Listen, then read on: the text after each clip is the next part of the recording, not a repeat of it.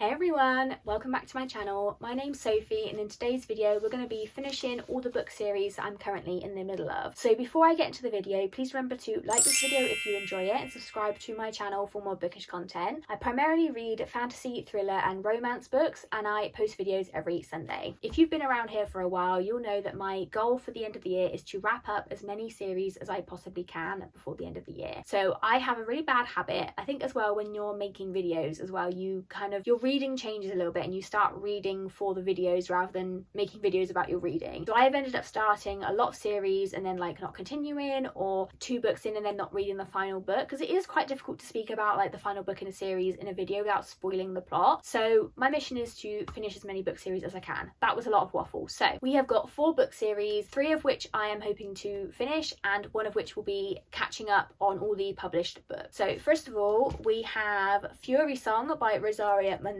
This is the 3rd and final book in the Aurelian Cycle series. I have read the 1st and 2nd books in reading vlogs, so I'll leave those linked throughout the video. I'm really excited to finish this one. I'm really enjoying this series. We then have the Deathly Grimm by Catherine Purdy. This is the 2nd and final book in the Forest Grimm duology, I think that's what it's called. The first one's called The Forest Grimm, but I really enjoyed that one when I read it last year, so excited to finish this series as well. Final series I'll be finishing in this vlog will be The Fury of the Gods by John Gwynne. This series is the Bloodsworn Saga and this is the 3rd and final book, so I'm very excited to get to this one. And then finally, the series I will be making progress in is Beg, Borrow or Steal by Sarah Adams. This is the 3rd book in the When in Rome series, so this one only came out I think very recently. I think it was this year. Yeah, I think this one came out this year, and then the 4th and final book comes out early next year, so if I read this one I will be ready for when the 4th one comes out. Hey guys, so I have actually started and finished the first book for this vlog, which is Beg, Borrow or Steal by Sarah Adams, and I really enjoyed this one. I'm going to give this one a 4-star rating. So this one we follow Emily and Jack, who are arch nemesis. So they both work at the local primary school. They met when they were in college and Emily was going through a very bad breakup and Jack essentially kind of wound her up one day, and ever since then they've just been competing for everything and they don't really get on and they bicker all the time. And Jack leaves his job as an elementary school teacher at the school that Emily also works at because he is actually engaged to be married and he's moving to Nebraska. This book starts out with Jack actually returning to town and Emily is sort of like, what the hell's going on? Jack called off his wedding because he didn't really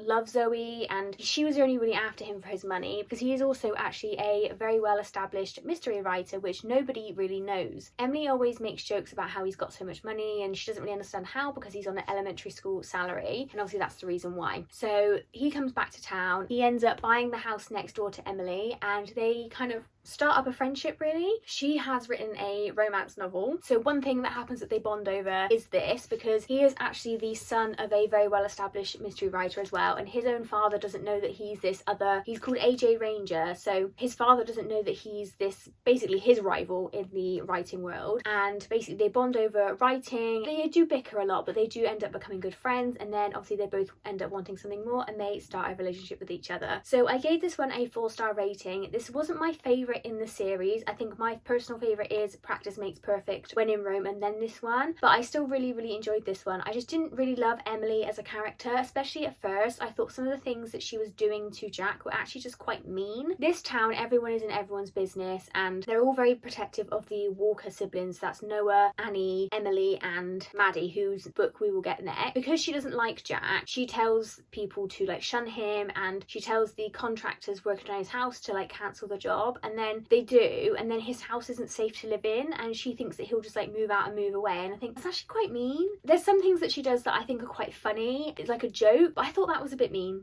to be honest. I thought she was just, in part she was just quite mean, but I did come around to her and I did end up liking her in the end. I think she has a lot of feelings for Jack and she just maybe didn't know how to like process them or how to show them to him in a way, and maybe that's why she was mean. But he was mean, he wasn't ever mean back, like she was just quite mean to him I think. So yeah, I didn't love this one but I still really enjoyed it. 4 stars is a really good rating, and I'm glad that I've continued on with this series. I'm now completely up to date, ready for when the 4th book comes out, which I'm very excited for. We've had sort of tidbits of that relationship in the previous couple of books. It's nice as well seeing all the characters from the previous book. Noah and Amelia from the first book are married, and Annie and Will have progressed their relationship, and it's just nice to see all the couples really happy and everyone hanging out. Sarah Adams is a fantastic romance writer and I'm definitely looking forward to reading more of her work. books. I've got quite a few of hers that I own now, like on my Kindle and things like that. So yeah, this one was really, really cute. And also I just really love the cover. I love the colours. I think it's really, really pretty. Like Sarah Adams has really nice covers, especially for this series. So pretty. But yeah, there's not really much more to say about that one. It was really enjoyable. I liked the relationship. I didn't love Emily at first, but she did grow on me. I did quite like Jackson as a character. He was really, really sweet. He would literally, even though when Emily was being really mean to him, like he would still do anything for her, even though he didn't love her at that point. But yeah, this was really, really cute, and it was nice to see them like bond over their love of writing, and like Jack really encourage her to push herself out of her comfort zone and, you know, like send her book to a literary agent and things like that. Like that was really nice to see. I think Emily is so used to being the mother figure to all of her siblings. Like there's even a scene in this where she's really upset about something that happens with Jackson, and then Maddie comes home and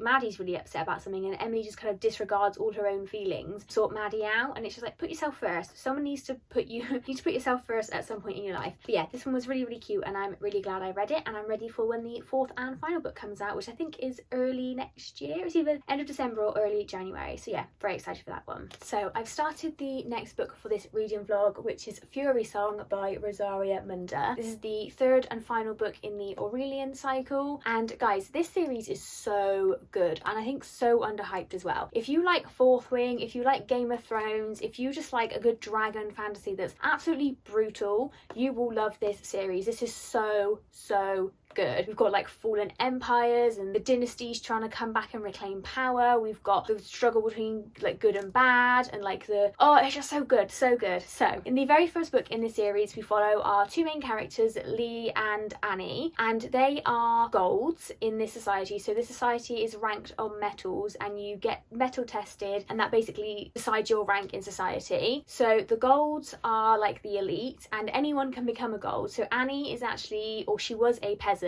and Lee, you find out quite early on, is the son of the leader of the old regime, and his entire family was killed, and people don't know that he is the son of the old regime, but you find out very early on in the first book. So they are competing for basically the first rider role in this society, which is like the head of the military kind of thing. The old empire trying to come back and reclaim their power. We have dragons. It's so good, and I am absolutely loving this one so far. So the second book ends on such a massive cliffhanger, and we just dive straight back into the action. It's really intense straight away. I'm 174 pages in, and it's just been like go, so intense. I have no idea where this is going to go, what's going to happen, who is loyal to who, and yeah, this is just so good so far. I think this could be a potential 5-star read for me. I am loving it, and I just can't wait to get back to it and read a bit more of it. But yeah, so good. And we have, like I said, like dragon riders. So in the first book, we have them competing in like not races, but like in activities with their dragons to prove that they're the best. Even though the old regime is gone, there's still a lot of like bullying and nastiness to the old peasants. So like Annie was a peasant, and she's risen up, and a lot of people, sort of members of high society, don't necessarily like this, and they want someone like Lee, who he claims that he comes from like a noble background, but they don't know which noble background. They want someone like Lee. So basically they are like in the new and in the old kind of thing. Yeah, it's just so good. Like this series is so underhyped, and it's just absolutely fantastic, and it's YA as well, and it's just so good. Like I'm absolutely loving it so far, and I can't wait to carry on and read the rest of this, just find out what happens. Like we are, like I said, I can't really say too much of what's happened so far. Essentially, like our two characters are separated and kind of on perhaps different sides of the fight. We don't really know which side Lee is really on. He seems a bit torn between them both, and even Annie in the second book was torn between like the new and the old way, because the new way is like the grass isn't always greener, you know. The new way lifted her up out of poverty, but it's not always a good thing for everyone. Still, like there's still people that suffer no matter what regime is in charge. But yeah, this is so good. I just can't wait to get back and read more of this one, because this is so good. Highly recommend you read it. The first one's called Fireborn by Rosaria Munda. Go and read it. Okay, so I have now finished reading Fury Song by Rosaria Munda, and I'm going to give this one a 5-star rating. I don't think for me it's the most perfect 5-star read I've ever read. I definitely think that the ending was quite rushed, and especially the final chapter, I do feel like we've kind of left things a bit up in the air. But I really, really love this. This series is a 5-star series for me. I think each book just got better and better, and this is definitely the best one in the series. For a YA fantasy, I think this is incredibly written. This is incredibly brutal as well. Like I've said before, like none of our characters are safe, and we do, obviously with the final book, we do have a few characters that die, and I think that the ending of this was really well done. I think that the struggles that everyone went through were really realistic. We had people fighting with who they are, really, essentially. So we have like Annie and Lee, who are from different sides of society sort of when they were born. Lee is a very powerful, or was from a very powerful family, and Annie was a peasant, and essentially this regime has kind of made them equals, and they are both fighting with, is this new regime good or is this new regime bad? And you know, it has its pros and cons, and it lifted Annie out of peasantry and it made things more equal, but it doesn't necessarily mean that it's good for the rest of society. And I think there's a lot of commentary on things like that, and just fighting for what you believe in. I absolutely love this. I thought this was a fantastic ending. To be honest with you, I finished it and I just kind of like sat staring into space, just like, yeah, I nearly teared up a few times. This was so good, and I would highly recommend this series if you haven't already read it. If you're interested in dragon fantasy, even if you don't necessarily read YA, I really don't read a lot of YA lately or anymore, and I absolutely love this. It was absolutely fantastic, and if this author was to write anything else in this world, I would definitely visit it. I'd be so interested to read about, you know, maybe a sequel series about what's happening now, or even a prequel about the storm scourges and all that kind of thing. That would be so interesting to read, I think. But yeah, this was absolutely fantastic, and I would highly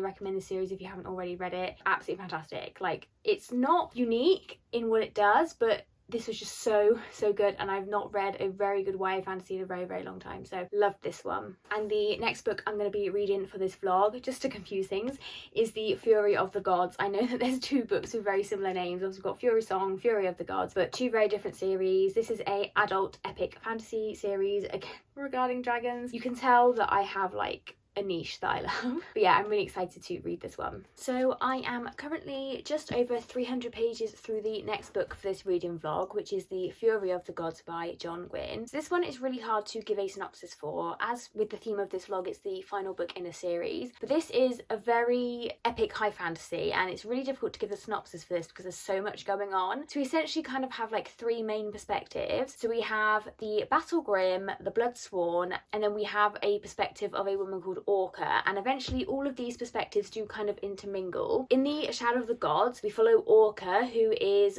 married and has a child, and her and her husband, they sort of live in like a homestead. This is a Norse-inspired fantasy world, and one day she's just kind of, you know, they're living their life, you know, they're raising animals and things like that, and she leaves and she comes back and her husband has been murdered and her child has been taken. So she sets out on a quest to find her child and find out what happened, take revenge for her husband. We follow the Blood Sworn, which are a sort of mercenary gang who are all blood sworn to each other, and then we also have the Battle Grim, who are following a Jarl, which is kind of like a king in this world, and eventually it gets a bit more complicated than that. All the perspectives kind of mix up and we follow more perspectives and than that, but that's kind of like the main three groups of people. We also have gods in this world who are based on like animals. We have like a dragon god, a wolf god, a rat god, and eventually they do come into play with the main plot. I don't really want to say too much more than that, because I do think with this series, I think it's better if you go in not knowing too much. You can really learn the world and learn all the characters from John Gwynne's writing. I think he does a really fantastic job of like really introducing you to all the characters, all the different perspectives, and then weaving them all together and really bringing the plot together. So as I said, I'm currently just over 300 pages into this one, so over halfway. I'm really liking this one. I really feel like we're taking it slow, but not in a bad way. I think we're really taking our time with getting all of these characters up together and sort of getting all their storylines together before we go into sort of the main battle or the main conflict in this book. There's a lot going on, and I have to say I am struggling sometimes with all the names of the characters. I find some of them are really similar to each other, and I read them and I'm like, I'm sure you were just in the other perspective, but that's my issue. But I am getting there. I do also really appreciate at the beginning of this book and in the second book, you get a cast of characters, but you also get a summary of like everything that's happened with all the different characters, which is is actually quite detailed, so that's a really good reminder. I mean, I haven't read this series all of this year. I think I started this back in January, so it has taken me a bit of time to finish out this series, but I'm really enjoying it so far. John Gwynne really knows how to write like a really good high epic fantasy. The Norse-inspired world is just so rich and so fun to read, and I have no idea how this is going to go. I feel like none of our characters are really safe, and I'm really interested in like how the sort of the animal gods, like the wolf god and the dragon god, how that's all going to tie in. So you do sort of read a little bit about them, but they're kind of like a background to the main conflict between all these people. So you've got all these gods who are basically trying to like take over the world, and all these people just can't stop fighting each other. So it's really interesting. I'm really excited to get into the final bit of this book. John Gwynne is an absolutely incredible author, and I'm really enjoying this series. I'm kind of gutted that after this I'm all caught up on him. I do know he has just announced another book in a, well, he hasn't announced it, but he's posted on Instagram that he's finished writing another book. So I'm really excited to finish this one out. I'm really enjoying this world. I kind of don't want it to end because I've really enjoyed the previous two books, and I'm really enjoying this one so far. I really enjoy all our characters, and you really do get to root for them because you see them go through so much and you read from their perspectives. You really do want the best for them, and you root for them, and you just think, well, some of you are going to die. Like, this is what's going to happen in a fantasy book. Some of you are not going to make it out, and I'm really concerned as to who's gonna win, basically. Like, what's going to happen with this world? Are they going to be able to defeat the gods? You know, they think that the gods are the bad guys. Are they the bad guys? Like, we just don't know. So I'm really excited to get back into this one and finish it out. But yeah, really enjoying this one so far, and I would highly recommend this series if you haven't already read it. My summary is a bit rubbish. I definitely go and check out like the Goodreads synopsis of it. There isn't a summary on the first book that I can just read out, and I don't want to like go into too much detail because I don't want to give too much away. But yeah, I am really enjoying this one so far, and I'm excited to get back into it. So I have now finished reading The Fury of the Gods by John Gwynne, and I'm going to give this one a 4-star rating. So for me personally, this definitely wasn't my favourite out of the trilogy. I definitely think the first and the second book are a lot stronger. Now, I will preface this by saying that between books 2 and 3, I know that John Gwynne did suffer a pretty horrendous tragedy in his family. His daughter did die, which is obviously awful. There was a delay between books 2 and 3, obviously, as he dealt with his grief, and I think he's still, even today, like on his Instagram, it's not something you ever get over, right, you know? So I think like I'm gonna cut him a bit of slack for that, and you can definitely tell that his heart wasn't really 100% in this, and it makes sense with what's gone on in his life. I think a 4-star rating is fair. I still really enjoyed it. I just don't think it was a fantastic conclusion to this trilogy. There was a lot of rushing near the end. Like, the first sort of 400 pages were very slow and repetitive, and then the last sort of 100 pages, even the last like 20 pages, were really rushed, and I think this could have benefited from being a little bit longer. You could definitely tell that he is going to be continuing to write in this world. We're not done with this world yet, with how open some parts of the storyline were. I still did really enjoy it though. It just wasn't the best, like I said. There's not really too much more to say about it. It was quite interesting to see how many characters did actually die. I think I forget with John Gwynne that he's a bit like George R.R. Martin and Joe Abercrombie, in that just because these characters are the main characters doesn't mean they're going to survive, and I think that we had a lot of death in here. He killed a lot of characters off, but it was really interesting. It was a fun read, just definitely not the strongest in the series, so I think a 4-star rating is fair. I think this is a solid series though. I'm very interested to see where we go if he does continue to write in this world. It's a very interesting world. The whole Norse aspect and the Norse mythology and the gods that we have in here are really interesting to read about, and the characters were really interesting to read about, and the wide range of perspectives that we followed was really interesting, and I'm hoping that he does return to this world in the future. But yeah, this one is a 4-star read. I'm still really enjoyed it, glad I finished it, and then on to the next one. So the final book I'm going to be reading for this vlog is The Deathly Grimm by Catherine Purdy. This is the second book. The first one was called The Forest Grimm. I was just looking it up on Goodreads actually, and I'm surprised by how few people have read this series, considering that it was in a fairy loot box. Like, the first book only has about 5,000 ratings. It's not the best series I've ever read. It's a like fairy tale retelling or fairy tale vibing story where essentially these two characters, Axel and Clara, they live by a forest that every year